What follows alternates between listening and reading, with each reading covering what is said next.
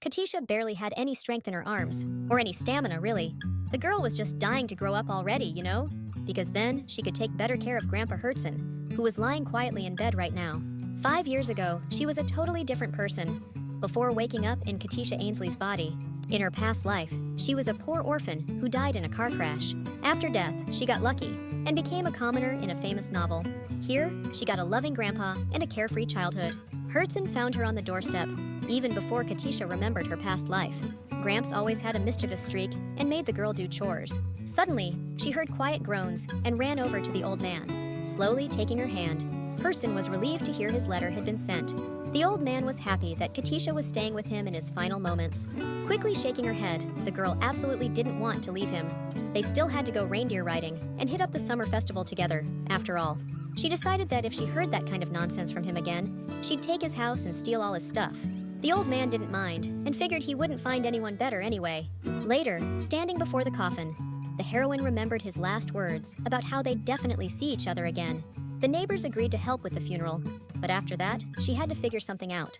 While Katisha was lost in thought, some strange people suddenly approached her. Jimian Parker hurried to introduce himself and was very pleased to meet the young lady. When she heard he was Duke Flasco's accountant, the heroine froze in terror. He and the knights had arrived to collect the coffin and take care of the late Duke Flasco's body. Realizing what was happening, the girl was stunned that Herzen had kept such news from her. But as it turned out, the old man had also left a will for her. Money, property rights, and a whole lot more would be handed over to Katisha. Just like that, at the age of 10, she suddenly became a billionaire. What was both surprising and unsettling was that the heroine was the sole heir. That's why Jimian hoped she'd agree to visit the duchy, meet the hero's spirit, and start the inheritance process. Katisha knew that Duke Flasco was considered the best swordsman, but his personality was a nightmare. In the novel, he was the main villain who treated his adopted daughter, the main character Nila, like dirt. So, the girl decided to bail before it was too late. The accountant smirked and clarified that she'd get 1,000,000 gold in cash, plus an annual income of 100 grand. Sick of being broke in her past life, Katisha packed her bags in a heartbeat and got ready to roll. Later, riding in the carriage, she tried to focus less on his lordship's rotten personality and more on the mountains of cash. Besides, she was curious. What was the accountant talking about with that hero spirit thing? Turns out, it was the spirit of good old Herzen himself, bound to the family heirloom. Centuries ago, the first duke sealed a demon king inside a sword, and the whole family became its guardians. Each head of the family sacrifices their soul to keep the demon blade going, and the demon locked up tight. That's why, after they die, the dukes become hero spirits, stuck with the sword. This also meant that Katisha had a shot at seeing her grandpa again. She remembered him mentioning his 2 sons once, one of whom had died. The old man passed on the title to the other one and left, never wanting to see that stubborn guy again. And now the girl was wondering, did Herzen really leave the current duke with absolutely nothing? Hearing that was the case, she was horrified. This novel was the story of Nila's suffering, adopted into the Flasco family and treated like an animal. To be saved, she needed to inherit the demonic sword, but the main character was too weak and just ran away. She turned to the white cult for help, and there she met the main male character, the half-breed Ikala. The worst part is, the novel just ends abruptly, right before the main characters reunite. Katisha's current situation is very similar to how Nila was made an adopted daughter. Remembering all the humiliations the main character had to endure, the girl started to tremble. For her, the best-case scenario is getting kicked out on day 1. Suddenly, she remembered she could meet with Herzen, and that became a glimmer of hope. But hearing that the spirit needed to stabilize and she'd have to wait about 3 months, the heroine turned blue with fear. On top of everything else, the Flasco family controlled an army that was second to none. Their resources and tech allowed them to create top-tier weapons that sold out instantly. In the end, the Flascos amassed such wealth and power that even the emperor himself couldn't do a thing about it.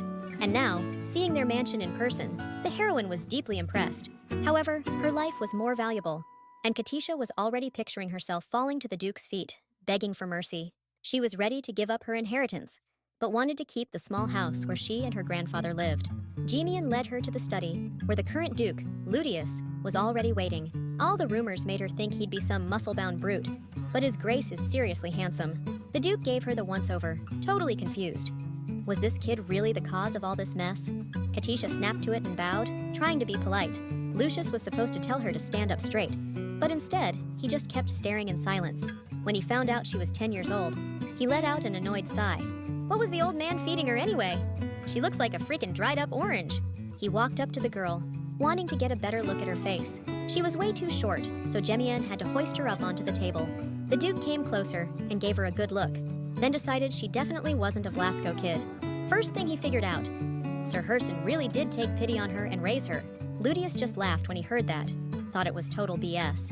Then he found out the girl had no family except for the old man. What's more, her grandpa never mentioned any inheritance, didn't leave any papers. The heroine was shaking with terror, didn't get why she was being grilled like this. Suddenly, his lordship got curious, wondered if she knew the name Gerst. Katisha knew that name belonged to the demon in the sword, but it wasn't public knowledge. Either way, there was no way she wanted to inherit the Flasco family relic. That cracked Ludius up, because how else do you explain what was in the will? Taking it from the Duke's hands and reading it, the heroine was totally baffled. His lordship, meanwhile, figured out the old man decided to hand over the whole Flasco family to this little firecracker. And right then, he wanted to hear what she thought about all this. Katisha just burst into tears in response. Ludius was outraged and didn't get who should be crying here, him or her. Jemian immediately took her side and called out the master, saying the girl was sweet. The Duke flew into a rage at this betrayal, wondering if being cute was all that mattered. The accountant was sure of it, and his grace had no comeback. He immediately ordered them to leave him alone, and Jemian hurried to escort Lady Katisha to her bedroom. Once in the room, he handed her a sack containing 50 gold coins. He also gave the girl the previous Duke's pendant, which was also a key to the bank vault. Furthermore, the accountant hoped Katisha wasn't too upset by the master's words, because he was actually a pretty decent guy. But the heroine was totally fine, because as long as she had money, she knew she was golden. Once she was alone, she figured the real problem was this demon sword. It could give you insane power, but you'd have to kiss your sanity goodbye and become basically a demon yourself.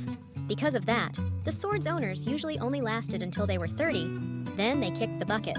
Grandpa Herzen was a tough old bird and never used the demon sword, which is why he lived so long. But Katisha was a different story, and it'd be a win if she didn't drop dead the second she touched the thing. So the next morning, she went to see His Excellency and decided to turn down the inheritance.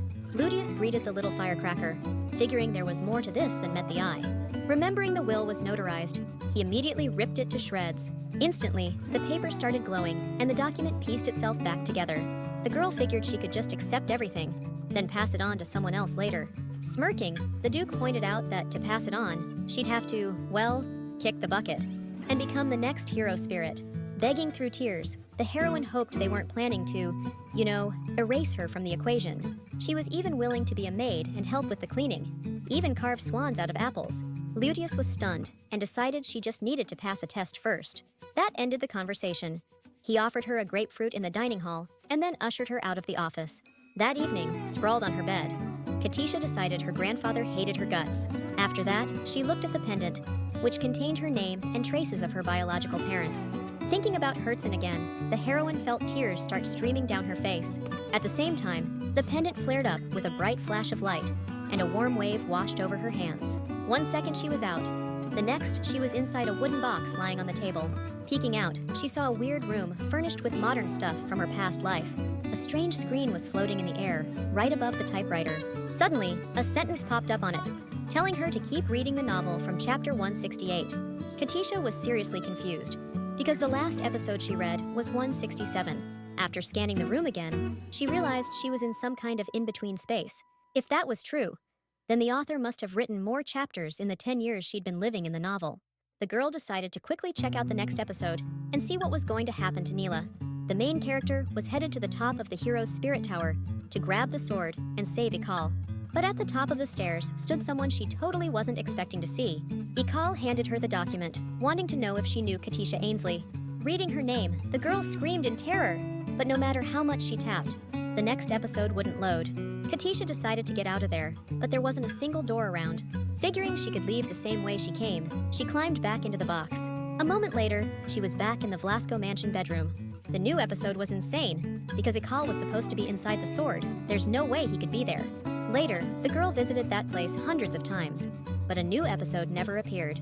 Rereading the old chapters, she realized what test the Duke was talking about. The main and branch families of Flasco use it to choose a representative. In the novel, Nila helped Ludius and accidentally resonated with the sword. After that, the family council forced her to take the test. In Katisha's case, the council will decide too, and they might not even give her a shot. The girl was seriously freaked out by how similar her fate was to the main characters. Suddenly, Katisha wondered if maybe she was just a stand-in for Nila. Then again, the main character's joining this family in the fall, 5 years from now. Shaking off the stand-in thoughts, the girl's mind went back to the Flasco mansion. Now she'll have to wait 6 hours before she can get back into that room again. Katisha didn't get why the main character was even looking for her in the first place, but what she feared most was that she might become Nila's enemy. Later on, she ordered herself 3 massive dumplings, made by the family's personal chef. Seeing that, Lucius figured she was getting way too comfortable in a house that wasn't hers yet. Letting out a little burp, the heroine remembered the will and figured the house might be hers soon enough. The Duke was floored by her audacity. The girl didn't get it. Did she really need to be scared of his lordship? Sitting across from her, Lucius thought he could just take her money and kick her out right now. Katisha quickly explained that she had a delicate stomach and needed to eat well, ordering her to eat. The Duke couldn't believe the old man even cooked for her. Instead of answering, the heroine remembered her grandpa's stories about his fights with his kids and grandkids. Seeing his lordship's dark look, Katisha immediately lost her appetite. She just saw how lonely Herzen was without a family that had forgotten all about him. And she couldn't figure out why Lucius hadn't visited him even once. But the Duke himself believed that the old man had abandoned the Flasco family and him. The heroine decided his grace had nothing to worry about, since she'd be gone at the first chance she got. Lucius was baffled and didn't understand where her ambition had gone. But for Katisha, her grandpa's country house, where they lived, had been enough from the start. The Duke was surprised, because he thought of that house as a dump, barely big enough to turn around in. Seeing the girl's fierce face, he laughed and was glad she wasn't afraid of him anymore. The heroine, on the other hand, was shocked by the smile on his face. It even freaked her out a little that no one in this house had laid a hand on her yet. Lucius was floored. Messing with kids wasn't exactly his idea of a good time. Katisha felt a wave of relief, but knew everything could flip if she bombed the test. Plus, some distant relatives were already itching to get rid of her. The girl really hoped his lordship would give her a shot at the test. The Duke remembered that at the council, the closest family always got the final say. Besides Lucius, the direct Flasco heirs are his kids, Werner and Arnon. If Katisha can win them over in 2 weeks, the Duke will back her too. If that's enough time for the hero's spirit to awaken, they can change the terms of the inheritance. Pumped by those words, the girl decided to give it her all and get permission for the test. Waving her fork like a sword, she started demolishing those dumplings. Lucius walked up and poked her cheek. While he was pinching her cheeks, Katisha was totally lost, like, what the heck was happening? After chuckling, the Duke decided she was seriously ugly. He also mentioned that his kids should be back at the mansion in about 3 days. In the novel, they didn't show up until halfway through, so she wasn't expecting to see them so soon. Werner and Arnon had terrible personalities. Even worse than the Duke's, the young lady was always setting up sparring matches with Nila, just to mess with her. Her brother always watched with a blank face and forced the main character to clean up. Meanwhile, Lucius thought Katisha was pretty bold and clever for her age. He also figured that maybe the old guy wasn't totally off his rocker when he made his choice. He called for the accountant and ordered him to protect the girl from Werner and Arnon's antics. Just then, our girl heard an explosion and saw the mansion's front door get blown to smithereens. Hiding behind a pillar, she spotted the Duke's kids walking in. Arnon was stoked about the power boost her brother gave the spell, but Werner just didn't see another way, since she was struggling so hard and yanking on the handle. His sister smirked and pointed out that she usually just kicks doors open, dragging a dude by the scruff of his neck. Her brother figured she should learn to use her hands for once. Turns out the guy they caught was a spy from the royal family, and Werner immediately handed him over to the knights. Meanwhile, Katisha was freaking out because they were back 3 days early. The servants rushed to greet their masters, who the Duke was already expecting in his study. Werner sighed heavily, deciding to take a bath first. One of the servants decided to clarify that his lordship wanted to see them immediately upon arrival. Werner shot him a threatening glare, not wanting to repeat himself. Arnine, on the other hand, decided to start by working in the kitchen, and then go to her father. The servants had no choice but to silently bow to these morons. Katisha knew that if she went to them without a plan, they'd crush her instantly. Darting down the hallway, she decided to gather information first. The door in front of her opened, and Werner suddenly stepped out. The heroine froze in terror, while the young master wondered why she wasn't coming to him. He wanted the girl to draw his bath and bring him towels. At first, Katisha thought the whole situation was super weird, but then it hit her. When Nila first came to the Flasco mansion, Werner used to make her clean. For even the tiniest mistake, the young master would punish our girl right away. Katisha glanced at the clock and realized 30 seconds had already ticked by since he gave the order. Luckily for her, Cleaning was one thing she absolutely crushed. Just a few minutes later, everything was spotless, like perfect. After heading off for a bath, Werner ordered her to tidy up the room. Knowing she had about 20 minutes, Katisha decided to show off everything she could do. Later, sitting on the couch, the young master gazed around, lost in thought. He was blown away by how fast and well she cleaned, and by how gutsy the girl was. Katisha was shocked by his reaction. I mean, Nila took like 5 years to get to this point. Hearing she'd been living in the mansion for 4 days already, Werner figured the girl must have already met that swindler. He was talking about the commoner, who, overnight, snatched up 2/3 of the Flasco fortune, which meant he wasn't messing with Katisha at all. He actually thought she was a maid. So, the young master wanted to know what the girl knew about the con artist. First and foremost, she knew she definitely couldn't confess right now.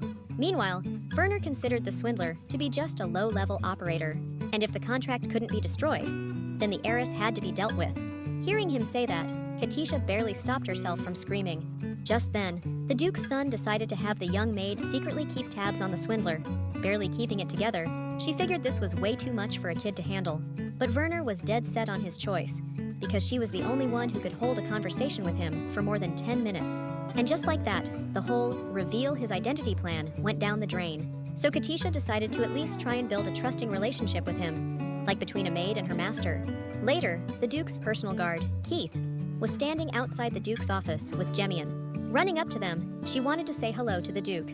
The other servants were touched by how much she cared about his lordship. Lucius, meanwhile, was buried in paperwork. Katisha was lonely eating breakfast by herself and hoped to share a meal with the Duke. Keith took her side, remembering that the Duke always eats dinner in his office anyway. The accountant backed the heroine too, which really touched her. But right now, Ludius didn't have time to eat. Then the head chef showed up, thinking the master was dissing his cooking. That's when the Duke realized he had no allies left in the house. So Katisha's dream of having breakfast together came true. Except Ludius was staring at documents the whole time. Suddenly, he wondered how things were going with winning Werner and Arnon over. He decided to clarify that the heroine should only visit them with a chaperone. Katisha decided to keep quiet for now about being mistaken for a maid. If things get dicey, she can always run straight to him for help. Breakfast was over, and he was already itching to get back to business. Afterward, the heroine met the maid, Margaret. From her, she learned that the young master was currently in the training center. But, heads up, Werner gets pretty intense during training, so it's kinda risky to go near him. That's why Margaret decided to tag along, just in case the young lady really needed to go. Arriving at the training grounds, Katisha felt a sharp pain from the raw energy crackling in the air. Suddenly, an explosion rocked the place, and the heroine found herself instantly scooped up by the maid. Leaping high into the air, Margaret zipped across the training ground in a flash. Turns out all the servants here can do that kind of thing, because otherwise, they wouldn't survive. Meanwhile, Arnon was struggling big time to withstand his older brother's relentless attacks. Werner thought she was a total screw-up. They started going at it, yelling back and forth, and Margaret quickly covered the young lady's ears. 3 years ago, Arnon was considered a master swordsman, right up there with her brother. But then she broke her right shoulder, and after that, the gap between them just kept getting bigger. That's why the young lady learned blacksmithing, to make up for the injury by powering up her sword. And even now, Katisha could see that Arnon was really enjoying the fight and going all out, even though she could barely stand and was just managing to block. Werner had no clue about the injury and was constantly ragging on his sister. Everyone except the Duke knew about it, but they kept quiet because Arnon herself ordered them to. Katisha was confused, because all this misunderstanding is just making things worse for the family. Big Bro was still ragging on his sister's strength and skills like she was nothing, but Arnon just kept chalking up all her screw-ups to plain old bad luck. Word on the street was their relationship was the most brutal in the family. And now, our girl knew why. Even though training was over, Margaret figured the young lady should wait a bit longer before meeting the young master. So Katisha decided to see Arnon, but the maid just shook her head like, no way. But our girl just wanted to check on her from a distance, see how she was doing. Margaret was touched by that kind of concern and agreed to help out. Later, they saw Arnon giving some doc a real hard time, straight up rejecting him. And her shoulder looked all stiff, and she was pale as a ghost. But even so, the doctor had to back off from the intimidating lady. Meeting up right now would be a pain, so the maid wanted to know what else the heroine had in mind. When she heard she could take a stroll through the savannah, the girl freaked out. Instead, she decided to go shopping. Margaret started going through the best toy stores and candy shops in town. But Katisha was planning to hit up the pharmacy for some herbs. She never understood why her grandpa taught her how to brew potions. But now, thanks to that, she had a shot at winning Arnon over. The herb seller was delighted to see the young customer. Putting on a really important face, Katisha decided to buy out several shelves. That evening, Jimian brought the Duke a report on the invitations that had been sent. He was really hoping they'd double his paycheck someday, for all the back-breaking work he did. Lucius was thrown for a loop when he heard Cutie Pie had gone to the city today. Getting up from the table, he figured he'd go get some fresh air. Glancing out the window and seeing a bunch of loaded wagons near the entrance, the Duke was totally blindsided. After waiting for the servants to unload huge sacks of herbs, Katisha got down to business. After hours and hours, she didn't even realize it was morning already. While they were having breakfast together, Lucius got curious about what she'd been up to yesterday. The heroine didn't expect he already knew about her shopping trip. She pretended that she'd noticed Arnon get hurt during sparring yesterday. The Duke's reaction was so intense, it completely caught her off guard. Katisha was quick to explain that she'd made her a healing ointment as a gift. You could tell by his lordship's expression that he was hoping for a gift too. But the heroine was prepared and handed the Duke a revitalizing potion. Lucius was confused and thought it was some kind of herbal tea or tincture, but it turned out to be supercharged coffee that would keep you wired for a week. Silently scooping the girl up, the Duke ushered her out of the office. Katisha immediately decided to head over to the young lady. Arnon was sitting by her forge, clutching her aching shoulder. They couldn't put off treatment, or things could get real bad. Katisha boldly approached the girl, who immediately jumped to her feet. Bowing respectfully, the heroine offered the herbal remedy. Arnon was taken aback and hesitantly accepted the gift. It suddenly dawned on her that she'd never seen this girl before. Only one person could have recently shown up at the mansion, and that's the little weasel from the will. The heroine met her gaze with a bold look and introduced herself. Meanwhile, the girl tested the ointment, which instantly relieved the pain. Hearing her gratitude, Katisha felt a little more confident. Arnon wondered, why was this girl looking at her like a predator eyeing its prey? Just in case, the heroine decided to remind her that she couldn't give up the inheritance, even if she wanted to. But the girl just waved it off, because Gerst wasn't going to get it anyway. Thing is, Flasco's vault's got a ton of other rare stuff and relics, and Arnon was ready to do anything to get her hands on that safe. The heroine immediately figured it was deal-making time. All the girl had to do was side with Katisha and help her pass the test. In return, the heroine would invest her inheritance in Arnon as her protector. Once she got access to the safe, she could hook the girl up with all the resources she needed. Arnon was totally thrown by the offer. If her dad got the vault, she'd still have to split it with her brother later on. Hearing that the kid had even drawn up a contract, Lady Flasco started to doubt her age. But then she saw the little hearts on the paper and realized it was just a game. But the heroine immediately offered to get it notarized through the legal department, the administration, and the magic bureau. In the novel, Arnon didn't open her workshop for another 5 years, and even then, the stuff she made didn't get much buzz. Because of that, she was getting more and more bitter. But Katisha wasn't even sure she could trust the original story anymore. Meeting them in person, the Duke and his kids seemed like totally different people than they were in the book. Everyone in the mansion's so friendly, it's hard to believe Nila actually got along with them too. That evening, Werner was pissed that the little twerp showed up so late. The dude hurt his leg sparring with his sister, and the heroine decided they needed to take it easy on each other. Werner went ballistic, figuring you can't let your guard down for a second when you're fighting Arnon. Even so, it was obvious he thinks about his sister a lot. The young master couldn't figure out why his sister had been so distant with him lately. Plus, he was going to challenge the Duke after he beat Arnon, but with that leg, forget about it. Katisha was really thrown off that he didn't call his Grace father. Seeing Werner get uncomfortable, she figured she'd drop it for now. Instead, she remembered she was adopted too. But she got lucky and met a really good person once. The guy smiled back, figuring if she met a good egg, she must be one herself. Meanwhile, Lucius was totally baffled by Margaret's words. Feeling, even seeing, the flow of mana is crazy hard, even after years of training. And yet, Katisha could see Werner's aura, and she's only 10. What's more, she's already way better than his own kids were at her age. Like, she's nimble and can hide her presence even from top-tier swordsmen like Werner and Arnon. For the first time, Lucius had met a genius who was his equal. He decided to start by trying to find information about her biological parents. Then again, what if she's a spy for the imperial family? The Duke was furious that his servants and children had so easily fallen for this con artist's cute face. Margaret smiled and decided to remind him that he'd already had breakfast with her 5 times. The next day, the heroine learned from Margaret that there would soon be a Flasco family gathering. It'll start right after Elder Gespa arrives, who's Herzen's younger brother. Katisha was shocked at how quickly things were moving. She wasn't ready to confess to Werner yet, but it looked like she didn't have a choice. So, she made some apple swans and took them to the young master. Werner was blown away by how skillfully she transformed that ordinary apple. He decided right then and there she definitely deserved a raise. the heroine noticed he was reading a book about the Empire's politics. She knew exactly what he was interested in and decided to help him out. After finding the right book, she handed it to Werner with a perfectly straight face. The guy was surprised he hadn't thought to look for answers in that book himself. Hearing that the heroine had read it a year ago, he was totally thrown for a loop. Gathering her courage, Katisha decided to come clean about everything. Just then, Margaret walked in and invited the young lady to lunch. Werner was even more confused and didn't understand who they were talking about. The maid approached the heroine and gave the Duke's son a bewildered look. She was pleased to introduce the young lady Katisha Ainsley, the main beneficiary of the late Duke's will. Flustered and sweating, the heroine tried to explain the situation. She felt that terrifying icy aura emanating from the young master again. At the same time, Werner was red as a beet from embarrassment, having spilled so much personal information to her. The girl tearfully rushed to explain herself because she was simply scared for her life.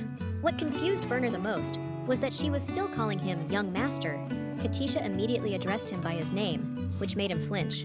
Not understanding anything, the heroine decided to call him her brother. Werner's entire world crumbled in that moment, from the sheer futility of his existence. He snatched the girl up and beelined straight for his dad. Ludius was thrown off by his son's sudden entrance, especially without knocking. Werner held Katisha out to him, wondering why the Duke had been silent this whole time. Looking at the girl's dress, Ludius thought it looked like a damn rainbow. The girl hopped down and quickly explained it was a gift from her grandpa.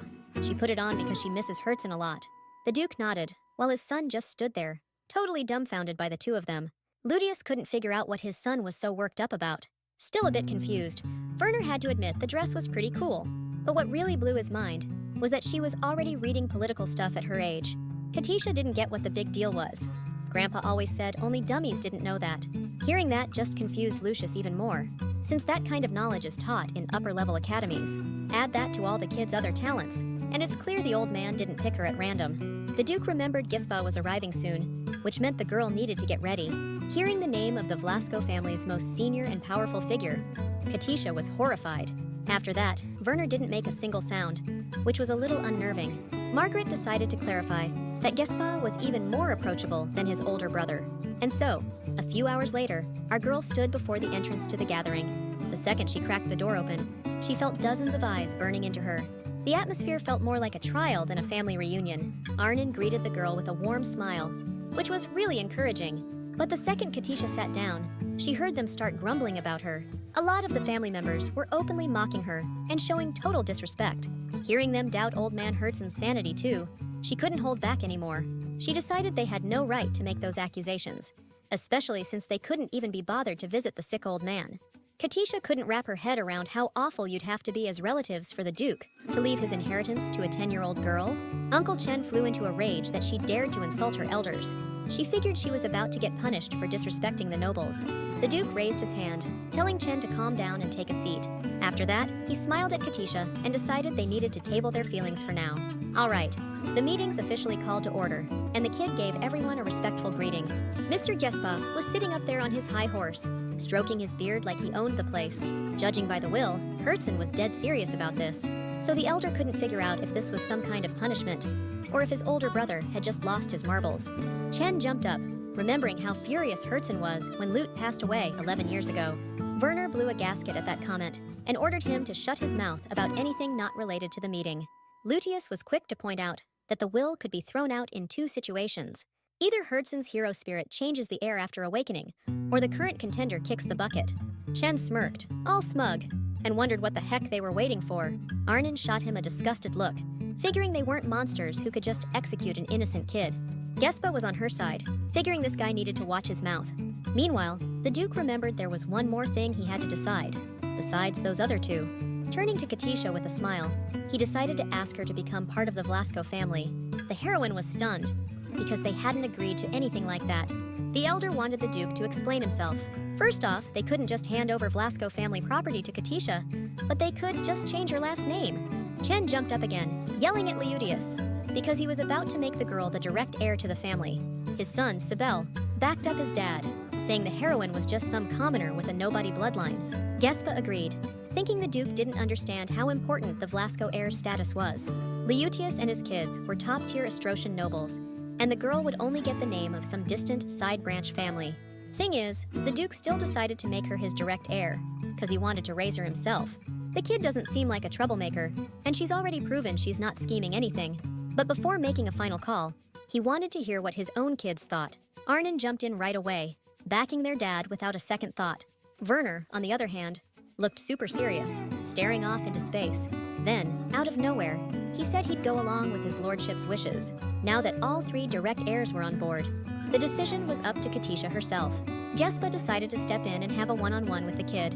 Heading down to see her, he wanted to find out if she even knew how big the inheritance was. It includes the funds they need every month, the ones the whole family uses. Right now, everything's locked down in the vault, and only the rightful heir can get to it. Because of that, all the family businesses are running dry. So, to accept Katisha into the family, the elder wanted proof she wouldn't screw them over. And what better way to test her than to put her through the Flasco family heir trial? The heroine straightened her back and loudly agreed. Her test will be just like the one for the head of the family, with 4 challenges. All 3 main branches of the family backed this plan. After that, the Duke had Katisha sign a statement saying she'd take the test fairly. Stepping out of the meeting hall, the girl immediately spotted Margaret. The maid rushed to cheer up the young lady and offered to take her to the master's study. Keith, Jemian, and the chef showed up to cheer her on too. Katisha decided to give it her all to make sure their support wasn't wasted. Everyone started gushing and figured she had nothing to worry about over one little test. Touched by their concern, the girl burst into tears. This made her face super puffy, which really threw the Duke for a loop when he saw her. The heroine decided to clarify that they hadn't agreed on him raising her. She didn't get why he was doing this, since she thought he didn't even like her. Ludius thought it was beside the point, since the test was just the easiest way to fulfill his father's wishes and get the Flasco assets back. But Katisha was worried that if she got the Flasco name, the Duke would become her dad. First of all, Ludius definitely didn't see her as his daughter. He figured her grandpa was more of a dad to her right now than her own father ever was. But the Duke also wanted to adopt her, because he found her intriguing. There were way too many secrets and mysteries swirling around this little girl. But Orange couldn't let her guard down, because Ludius wasn't about to become a grandpa replacement. Katisha couldn't figure out what Grandpa was thinking, betting on this scoundrel of an uncle. Leaping up, the Duke scooped her into his arms and headed for the balcony. Opening the door, he showed the girl the nighttime beauty of the mansion's massive grounds. Remembering her new friends and family, she realized how badly she wanted to stay here. In that moment, she made up her mind to see this thing through to the end. The next morning, Katisha got ready for her first assignment. Arnon was stoked to see that fire in the young heiress's eyes. Sybil was waiting by the carriage, greeting the girl with a snide remark. Turns out, he'd been appointed as her watchdog, making sure Lady Ainsley kept her nose clean. He started needling her about everything, deciding the girl was way too spoiled. He figured her behavior was seriously trashing the Flasco family name. Katisha laughed right in his face, not understanding how he'd become such a prude overnight. Besides, his trash talk was a real stain on the Flasco's nightly reputation. Just then, the Duke walked up and was seriously surprised to see this guy hanging around his carriage. Sybil rushed to explain that he'd been assigned to keep an eye on the girl. Still, that didn't give him the right to even get near the main family's ride. "Whoa, hold on!" the guy yelled, jumping out of the carriage. "Sorry about that. Now come on, we gotta get you in here. This carriage is for direct descendants only." Werner went ballistic. Looked like he was about to execute Sybil right then and there. Katisha could either leave the house someday or become the heir. Either way, she needed to be treated accordingly. Passing Chen's son on the way to the carriage, Arnon was thinking, who the heck is this guy and what's he doing here? Sybil was floored that she didn't even recognize him. That's when our girl realized the power of the direct descendants. And with that, their carriage took off. After going about 100 yards, they teleported straight to the capital city. The girl's first test was to open Grandpa Herzen's vault at the central bank. The problem is, the only one who knows how to open it is the owner, and he's already dead. Arnon wondered, just how confident was Katisha that she could pull this off? The heroine knew her grandpa had to have left some clues behind. Worst case, she could just duck into the pendant's dimension, where time freezes, to get her head straight. Entering the central bank's massive building, Katisha was blown away by its sheer size. Magical dolls were everywhere, doing almost all the work around here. One of these worker bots took the Duke's request to visit the Flasco family vault. After the ID check, everyone had to check their weapons. Swords and daggers rained down from under the Duke's kids' clothes. They were not happy. The heroine was stunned by the amount of hardware they were carrying and realized no one would ever dare mess with the Flascos. Plus, Things are a little tense with the imperial family, so they need to tread carefully. Soon after, the heroes found themselves standing in front of the vault entrance. A stone monster statue perched above the door, and it totally freaked the girl out. Flasco's ancestors gave their lives to seal this beast inside that hunk of rock. The Duke figured the little newbie had to beat the gargoyle and try not to get too messed up in the process. Werner and Arnon couldn't help her, even if they wanted to, since their weapons were confiscated at the entrance. Realizing she was about to be swallowed whole, Katisha immediately decided to throw in the towel. Patting her on the head, Ludius quickly clarified that it was just a regular old stone statue. His kids were barely holding back their laughter, looking at the girl. The real test was figuring out how to open the door. To do that, they needed to enter a password on some special gears. There was a clue down below about the place where it all began. Arnon realized it was a verse from the memorial psalms to the spirit of Flasco, but slightly altered. Katisha had this weird feeling, like she knew this passage really well. And now, whoever unlocks the vault gets the right to enter it and change the lockdown parameters, and also becomes its rightful owner. Right after those words, the atmosphere shifted big time. The girl ran to the gears and entered the combination, but she messed up. Instantly, the statue moved, and its eyes glowed blood red. Werner recognized that incantation and knew that if they got a few more wrong answers, they'd be in deep trouble. Arnon blew up and decided that if he was so smart, he could try it himself. Hearing that it might be a date, Sibel flinched hard. He sprinted to the gears and, looking totally insane, started punching in the combo. Turns out, his answer was wrong again. The monster shifted its stance, and the magic attack was almost ready to fire. Driven mad by greed, Sibel started inputting another combination. After yet another failure, the statue looked almost alive. Werner punched his relative right in the nose, sending him flying. Arnon couldn't believe he'd even try to interfere, and she beat the crap out of him in a rage. Judging by the magic formula, they only had one shot left. The girl felt crushed under the weight of responsibility for getting them into this mess.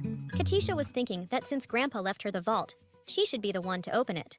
It's probably connected to who she really is, and probably has nothing to do with the Psalms. Suddenly, it hit her, and she started humming a lullaby from her childhood, one that Herzen often sang. Back then, she figured her grandpa's starting point was his hometown. Herzen believed it was better to be where you needed to be, so you could get back to where it all began. After he got back to the house, he found her almost immediately, and she became his new beginning. So, the song of farewell to the spirits of heroes became her new lullaby. Stepping up to the gear, Katisha felt sure she knew the right answer.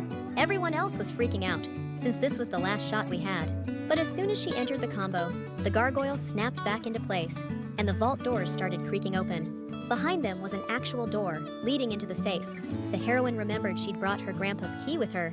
Behind the second door was just a wall of darkness. Couldn't see a damn thing. Trusting her grandpa completely, Katisha took a bold step forward.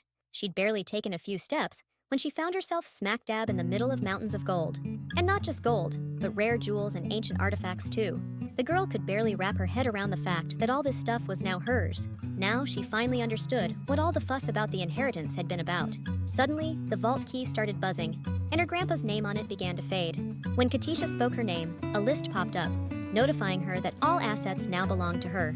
The list included all of Flasco's cash and all the intel from the last 10 years. There's gotta be someone out there who'd want to take her out. The heroine was ready to stay there for the rest of her life, but something was waiting for her outside. Meanwhile, the Duke and his kids were freaking out. Arnon didn't get what the big deal was about the winning combo. But then, Lucius figured it out. It was the date the old man found Katisha. Makes sense, because nobody but the heroine herself could know that date. The Duke remembered his father singing him that same lullaby when he was a kid. Did the old man plan all this and help this kid solve the riddle? Just then, the heroine walked out of the vault, grabbing a few souvenirs to remember the place. Approaching the beat-up Cybele, she hoped she'd pass the test. Getting the thumbs up, she started jumping for joy. After that, she went to the bank to get the financial records for the last 34 years. That's a long time, so the process will take about 2 weeks. Thanking the clerks, she left the bank with her new family and pockets stuffed full. All the way back, Arnon couldn't believe the girl left that gargoyle as a bodyguard. In the capital, Margaret met the heroine and immediately offered to stash the souvenirs from the treasury in a secure vault. Thanking the maid, Katisha kissed her on the cheek.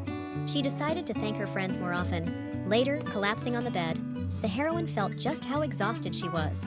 There was a weird part in the lullaby that made it sound like Grandpa didn't leave his hometown alone, but we can find out about that when we meet. And right now, there's something more important. Katisha teleported to the room with the book, leaving the souvenirs in the corner. Honestly, this place was way more convenient and secure than any safe. Too bad, the new chapter still hadn't shown up. After one more look at her treasures, she suddenly spotted something she needed to take back with her. Grabbing the elegant hand-and-a-half sword, she dragged it towards the box with both hands. The blade looked light, but it turned out to be pretty heavy. Back in the capital house, she stood in front of the mirror and decided to swing the sword around a little. Arnon, who happened to be nearby, was totally thrown by what she saw. She started yelling at the girl, saying it was super dangerous to wave a sword around without a sheath. Katisha quickly explained that it was a gift for the girl. Grabbing the blade and checking it out, Arnon realized it was the legendary sword that vanished from the continent ages ago. By signing the deal with the hero, the Duke's daughter scores a complete set of masterpieces like this, plus gems and magic water. Arnon was totally confused. Like, wasn't the girl gonna miss all this stuff? Katisha knew the girl was close to her grandpa, and that's why she was being so generous. Setting the sword aside, Arnon gave her little sister a massive hug. The hero, for her part, was genuinely stoked that her friendship with the Duke's daughter was now rock solid. Later, Katisha found out they couldn't head back to the mansion right away. Whenever the local big shots come to the capital, they gotta meet with the Emperor, no exceptions. But the Emperor's family and Marquis Organ, their blood relative on their mom's side, are super wary of Flasco. Makes sense, since the Duke wielded major influence in politics, business, and even the military. Whatever went down, the Flasco family's always been loyal to the Imperial family. Margaret remembered that things went south with the Imperial family after Mr. Lute kicked the bucket. The maid suddenly realized she'd let something slip she shouldn't have. All she knew about Lute was that he was Herzen's second son and Ludius's younger brother. If the Flascos really fell for the Imperial family and the Marquise's tricks, that explains why they're giving us the cold shoulder. So Katisha decided to find out what kind of guy Lute was. Turns out, he was a top-notch dude and a brilliant prosecutor, and he and the Duke were tighter than thieves. Margaret hoped the girl would smile more often, because her smile reminded his grace of his late brother. Meanwhile, the Duke and the kids got all spiffed up to go see the Emperor. The heroine walked up and flashed Ludius her biggest, brightest smile. The Duke figured she was after something, grinning like a fool like that. Either way, he just wanted her to stay out of trouble and have a blast. That smile of his even kinda reminded Katisha of her grandpa. Once they were gone, she felt this loneliness creeping in, but she had plans of her own. And first things first, she wanted to check out the capital. Margaret decided to send Rose along with her, a subordinate and a seriously talented person. The tour of the capital was awesome, except for one little thing. Cybele kept following them around, doing his watchdog thing, and Katisha just had this feeling that as long as he was around, something was bound to go down. Suddenly, she overheard people around her whispering about her. The heroine was totally thrown, cause her info was supposed to be top secret. Spotting some mercs, Margaret hauled the young lady to safety, pronto. Figuring she needed to check something out, she left the kid with Rose. Out of nowhere, someone jumped the girl from behind. While Rose was fighting off the attacker, Katisha just froze, totally clueless what to do. The girl heard Sybil's voice, and then she was suddenly grabbed. Next thing she knew, the heroine woke up in a dark wagon, surrounded by boxes. First things first, she needed to chill and think this through. If rumors about her reached the capital, that means some other Flasco family member ratted her out. The kidnappers swiped Katisha's money bag and the vault key. Besides Flasco's immediate family, there's only one other person who knows this key unlocks the treasure vault. Chen and Sybil probably hired mercenaries. Pulling out her pendant, the heroine teleported to the room with the book. Among her souvenirs was a dagger, which she quickly grabbed. After freeing herself from the ropes, she decided to find out who did this and tear them a new one. It was impossible to know how much time had passed since she'd blacked out. Before the kidnapper's carriage stopped, she had to save herself. Meanwhile, the Duke and his children were walking through the Imperial Palace. Suddenly, someone called out his name, which really ticked off Lucius. Marquis Organ was happy to see him, for the first time in a long while. Everyone knew that without the Emperor's favor, he wouldn't even dare look Flasco in the eye. 11 years ago, there was an accident that took Liud's life. There was no evidence or witnesses, but everyone knew the Imperial family and the Marquise were behind it. Werner was furious at Organ's audacity, but suddenly, their father ordered them back into the carriage. Once they were alone, he greeted the Marquise with polite formality. Organ figured the Duke needed to teach his kids some manners when it came to business. Ludius decided to handle this himself and was annoyed that the Marquis was sticking his nose where it didn't belong again. Gripping his hand tighter, the Duke couldn't believe the old man dared address him by his first name. Taken aback by his lordship's stern gaze, Organ quickly apologized. Furthermore, the Marquis should refrain from secretly sending his people into the Flasco Duchy to avoid any misunderstandings. Ludius was about to leave, but then Organ remembered a weird rumor about a kid. The Duke needs to watch his back, cause who knows what could happen. Ludius was shocked how fast rumors spread and got seriously worried. Arnin met him outside, running from Margaret and Rose with some bad news. Cybele immediately fell to his feet, trying to explain that he did everything he could. Holding the blade to his face, the Duke ordered him to start searching immediately. Meanwhile, the escape failed, and they dragged the heroine towards some building. Turns out, this was a place for gladiator fights and an underground slave auction, where they planned to sell the girl. A few minutes later, she found herself behind bars. In the original novel, Nila ended up in this place too, and participated in the gladiator fights. Anyway, Katisha's got the dagger, and we gotta bounce as soon as the guards clear out. Just then, 2 guards dragged a kid in by the arms. They chucked him in the cage. These goons couldn't figure out why he hadn't shifted into his divine beast form yet. When she overheard they could get a fortune for this half-breed at auction, our girl froze up. Once the guards were gone, she decided to check on the kid. She sliced the lock with the magic dagger and rushed over to him. Taking a good look at his face, she realized it was the main character from the novel she was stuck in.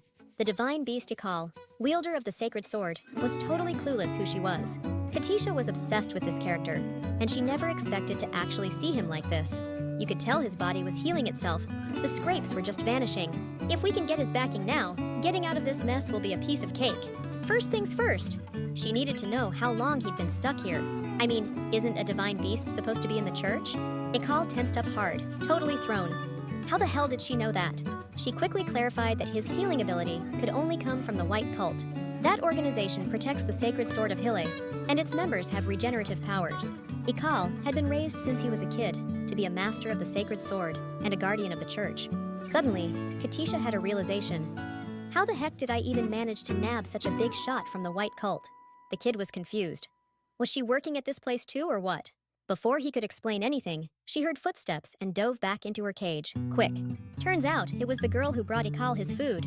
From what she said, Katisha figured it was already evening, so Flasco probably wouldn't find her today. The heroine decided not to just sit around, and pretended her leg was killing her. The stranger was super surprised, because they didn't have any medicine around there. Anyway, she decided to check out what was going on with the girl's leg.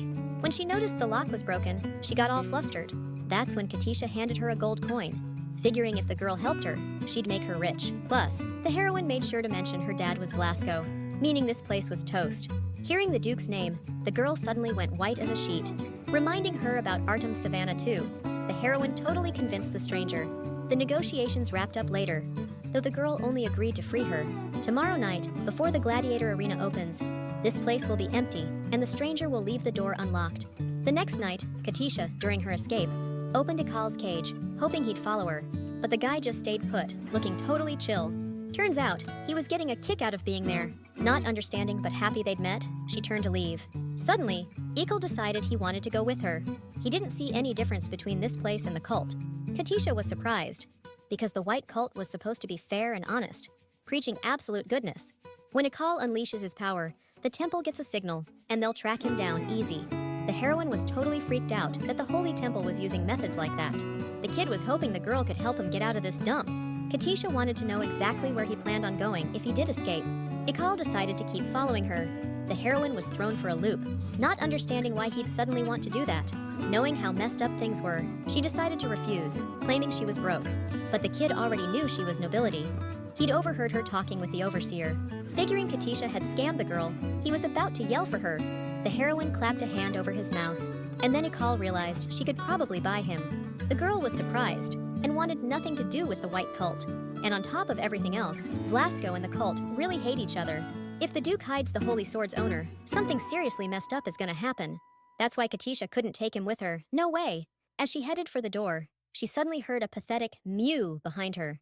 Turning back to the prisoner, she saw a tiny, adorable kitten sitting where the guy had been. A giant snow leopard was Ikal's true form. But right now, he was just a kitten and looked totally precious. The divine beast started striking all these poses, giving the girl a cuteness overload. She couldn't resist and agreed to take him. Touching his paws, she knew she was messing with destiny, but it was too late to turn back. Meanwhile, Werner and Arnon watched their father's rampage with apprehension. Shoving his sword into the wounded thug, the Duke demanded an answer. Eventually, the bandit coughed up where they'd taken the girl. But even under duress, they couldn't get a name for the client who'd fronted the mercenaries a little cash. It was pretty clear this wasn't coming from the imperial family, right? Not knowing who would dare pull something like this, the Duke ordered everyone to head to the gladiator arena.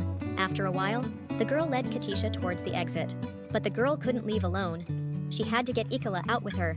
That meant she was going to have to participate in the auction. The girl handed a handful of coins to the stranger so she could pay for her entry into the bidding. The auction kicks off the second the fight starts. Try to remove a slave's shackles without the key, and they'll inject him with a lethal poison. Katisha also got a magic tablet that records the bids as they come in. The girl immediately showed us how to get to the auction and where the emergency exit is. Meanwhile, they're releasing the first fighter into the arena. Ikal, on the other hand, got a swift kick in the rear and went tumbling onto the platform. The heroine was furious and couldn't believe they were treating a kid like that. Getting to his feet, the young man calmly walked toward his opponent. Not long before all this, she wanted him to end the fight quickly. To do that, he'd have to unleash his power. But then the cult members would show up. The heroine wasn't sweating it. Ikal could totally handle these guys. Plus, if he chooses Katisha, he'll become her personal bodyguard. And right now, the kid just stopped that spear with a single finger. Unleashing the power of the divine beast, he instantly slammed his opponent into the dirt.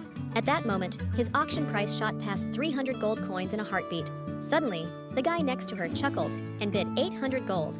Trying not to freak out, the girl bumped the bid up by 10 gold. But the guy wasn't backing down, and the price skyrocketed to a crazy 1,200 gold coins. Meanwhile, Ikal summoned the golden sword of Hile into his hand. Luckily, nobody around them recognized what kind of weapon it was. But the guy next to him seemed to catch on and started upping the ante even higher.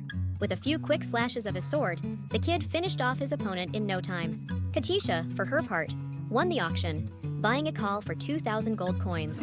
But a second later, white cult soldiers materialized in the sky. Meeting them head-on, the guy instantly sliced through all the teleportation circles. After that, he safely descended to his new mistress. The building's owner was in his office, counting his cash. The heroine barged in, demanding the key to Ikal's shackles. The guy couldn't believe some little twerp managed to win the auction.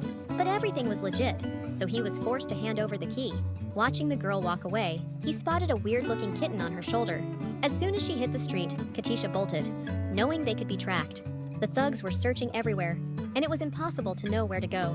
Exhausted from constantly running, our girl knew she was running on fumes. Meanwhile, the guy from the auction showed up in the owner's office. The room was empty, but the sounds of a chase were coming from the hallway. The stranger was surprised that the young Flasco heiress had already managed to escape. He knew that a divine beast and direct descendant of the Snow Lord wasn't so easy to tame. The man decided to leave Ikala with the girl for now and see what happens. Just then, the Duke saw the exhausted Katisha and rushed towards her. His kids were freaking out too, desperate to know how she was doing. Ludius was surprised how chill the heroine looked, considering she'd been kidnapped. The girl got all choked up seeing all her friends had come for her. The Duke immediately ordered everyone involved to be arrested. Katisha remembered she owed her little sister, who snuck her into the auction and let her escape. Ludius was stunned, like what exactly was she doing all night? Just then, Ikal purred in his sleep, and the girl pulled him out of her cloak. Seeing the divine beast peacefully snoozing in the heroine's hands, the Duke was speechless. Either way, Katisha couldn't just leave him at the auction. Ludius was livid that the thugs found out about Ikal and wanted to exploit him to draw a crowd. Out of nowhere, the kid decides she wants to be the one raising him. The Duke gave the okay, seeing as she footed the bill for him. But from now on, Blondie can't even step outside the mansion without him knowing about it. Katisha wasn't expecting even a sliver of kindness from them, so this kind of thoughtfulness was really touching. Later, she found herself at a table set for a feast fit for 7 people. Turns out, Margaret, Rose, and Sybil went down to the underground training center. It's a correctional facility for those who messed up, where they're paying the price for failing to keep the girl safe. Before hitting the sack, our girl decided Ikal should stay in his beast form, so nobody figures out what he really is. After dramatically shifting into a young dude, he definitely preferred his human shape. Since his body hasn't fully grown yet, he's just not comfortable in kitten form. Anyway, Ikal was genuinely grateful his little sister bailed him out. The heroine figured since he was younger, he should show her more respect. Turns out, the divine beast was already 51 years old. He and others like him can transform into adults instantly, so Katisha decided he could just call her by her name. Ikal was super stoked to meet her. Standing by the window, he was itching to hear who needed to be taken care of today. As far as he remembered, his job now was protecting the girl. Totally spaced out, the heroine accidentally blurted out Sibel's name. Ikal immediately went to jump out the window, but Katisha managed to bean him with a pillow. We shouldn't have rushed in like that. We could have just kept an eye on the guy for a while. Sibel definitely wasn't working alone, so we gotta take down the whole crew at once. Luckily, the kid was pretty easy to talk around. He'd been defending the cult for 5 years. It had become his whole purpose. Protecting someone gave him a reason to live, a reason to die for. Suddenly, the girl noticed a scar on Ikal's neck, something that wasn't mentioned in the novel. In the novel, Flasco was pure evil, and Neil and the White Cult were portrayed as the ultimate good guys. But now everything's completely flipped on its head. Now, the heroine wanted the divine beast to be more than just her protector. She wanted him as a friend too. Surprisingly, Ikal accepted the offer of friendship quickly and warmly, wishing him sweet dreams. Katisha hoped he'd be back to his old self in the morning. The guy laid down next to her, because like a true bro, he didn't want to leave her side. So, she figured she should warn him she might accidentally kick him awake at any moment. A few hours later, Katisha woke up blinded by bright light. Seeing that the locket was open, she was totally confused. A second later, she warped into the room with the novel. Now the story continued, and she cautiously started reading on. The next morning, the Duke held a meeting with his kids. Word about Lady Ainsley probably got out from the place where she lived with her grandpa. Now, there was no way to guarantee another kidnapping wouldn't happen. Arnon figured it'd be best for the girl to take the Flasco name ASAP, so she could get the family's protection. It'd be sweet if we could bump the test schedule and dumb it down a little. Ludius remembered Katisha saying yesterday that Sibel might have the safe keys. But after meeting up and searching the guy, he came up empty. No key. The Duke decided to start by swapping out the girl's warden and cutting Chen off from importing magic crystals. At the same time, Ludius wanted to keep an eye on what he was up to. Werner just clammed up, and turns out, he didn't want to mess with the test, wanted it to be fair and square. Besides, he didn't get why Arnon was suddenly so concerned about the kid. Did she go soft after getting that bribe? The sword from the safe? The kids started bickering again, giving his lordship a major headache. Sis knew her brother was totally indifferent to Katisha. He barely even talked to her. Werner had no comeback. He'd mistaken the kid for a servant and said all kinds of crap. Finally, the Duke snapped and demanded to know who the hell they thought they were raising their voices at. The heir's test will proceed as scheduled, and there's absolutely no room for shenanigans. Arnon realized she might have jumped the gun, but she didn't want the heroine facing any unnecessary trouble. That's why Lucius decided the girl only leaves the house when one of them is with her from now on. After that, he headed to see his little sweetie, escorted by Jemian and Keith. Turns out, Katisha had been bawling her eyes out since last night and just couldn't calm down. None of the servants could figure out what was going on. The Duke walked over to her with a handkerchief, determined to get to the bottom of it himself. He wiped her face, rough as hell, and ordered someone to get some water ready for her to wash up. After all that, he was wondering if she just had one seriously messed up nightmare. One of the maids figured the kid could use some fresh air, a little walk outside. Ludius was gonna say no at first, but next thing he knew, he was out in the garden with her. Hiccup bit his lordship, and Katisha immediately gave him a piece of her mind. The Duke could see she wasn't herself at all, and he was at a loss for what he could do.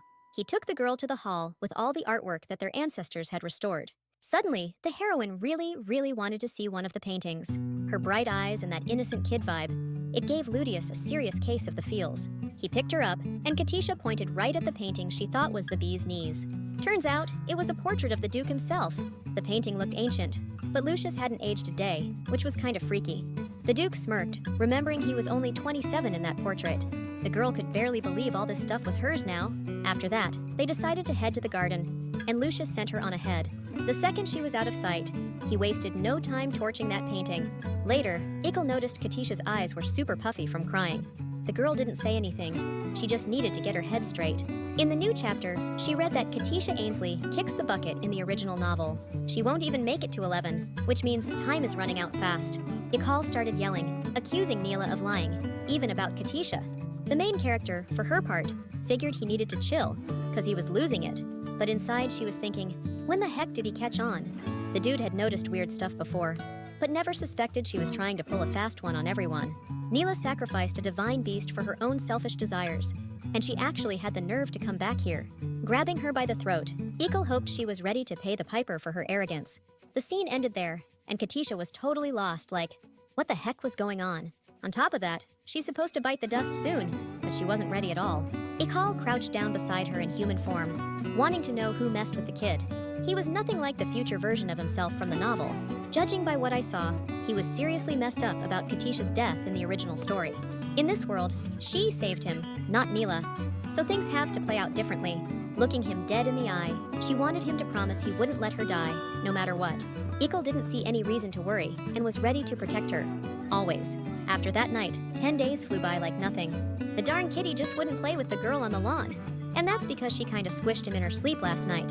Katisha decided to remind him that playing with her was like his job. Suddenly, she got hit with the news that she'd been assigned her second exam task. Hearing the gist of the assignment from Jemi-san, the girl turned white as a ghost from fear. After that, she met with the Duke and Chen in the Flasco mansion's living room. Ludius was hoping the guy remembered the girl was only 10 this year. Chen figured age was just a number and was sure she could handle it. All she had to do was survive a few days in the savannah. That place is crawling with savage beasts, demons, and the undead. The man thought it was the perfect spot for the second assignment. The Duke didn't want to hear that garbage. Everyone has their own talents, and you can't just judge based on physical abilities. Right then, the heroine raised her hand and agreed to take on the assignment. Chen smirked, pleased, and decided to end the conversation there. He figured Katisha in the savannah would be even more entertaining than his son in the dungeon. The kid thanked me real sweet for the advice, then decided to show everyone who's really getting the boot from the family. Time to get my ducks in a row. Ikkel figured she could just bring him along for the ride. He wasn't sure if she trusted him, but she swore she did. Now, he just had to chill for a bit while she ran some errands.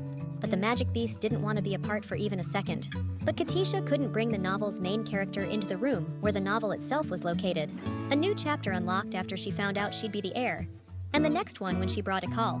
So, a new episode drops whenever she snags something that's supposed to belong to Neil. After skimming through a few chapters, she found some info about the main character's entrance exam. Odds are, she'll get jumped the second she hits the savannah and won't even get to take the test. That's why we needed a plan that would let her not just defend herself, but hit back hard. Later, Arnon was seriously pissed, convinced the kid wouldn't last a day out there. Werner was thinking about slipping in some kind of special clause to get her some water or food. The Duke, on the other hand, decided to lift the ban on weapons and magical items she could take with her. Turns out, Katisha wanted to add a special clause to the contract too. 3 days later, Ludius handed her the revised rules. She had to survive 7 days in the savannah, passing through 2 checkpoints before reaching the final destination. In case of an emergency, the test subject can request assistance from the supervisors outside the savannah. Luckily, the contract included her special condition, that she could choose an additional supervisor herself. She knew this was a huge advantage, and the Duke must have gone to great lengths to get it. Katisha felt a warm glow inside, knowing she was so well taken care of. Meanwhile, Arnon had created a danger detector specifically for her. On top of that, the girl prepared a glove with a poisonous stinger on the end. The heroine was stunned to learn that Arnon had even managed to cast a triple protective spell. This technique was considered the most difficult, and even in the original story, she never managed to master it. Arnon was grateful to the girl for the gifts from the vault, which helped a lot. Katisha was itching to start a business with her and split the profits 10 to 90. Handing her the spear, the Duke's daughter was ready to split the profits 50-50 if the heroine made it out of the savannah alive. At first, Katisha wanted to offer her the position of manager, but her conscience wouldn't allow it. So, she decided to try her luck with Werner. The guy was curious. Who was she gonna pick to help her out? Katisha smiled playfully, remembering there was one handsome and prominent member of the Flasco family around. Figuring it definitely wasn't him, Werner started running through the options from the side branches of the family. Plus, he gave her a stone that would teleport him to her if she ever needed him. The girl was over the moon to get a gift like that. With that in mind, she decided to make a Flasco family knight named Lucius her chief. She wanted him to keep a close eye on the mages running the savannah. In the story, Sir Lucius was a minor character, but an important knight. He never even hinted at his intentions, good or bad, even to Nila. The knight was stoked to protect the young lady. He stuck around in Flasco because Herzen saved his bacon once. And now, looking after the heir to the throne, the one the late Duke himself approved of, was a real honor for Lucius. The next day, everything was set, and Katisha stood before the entrance to the savannah.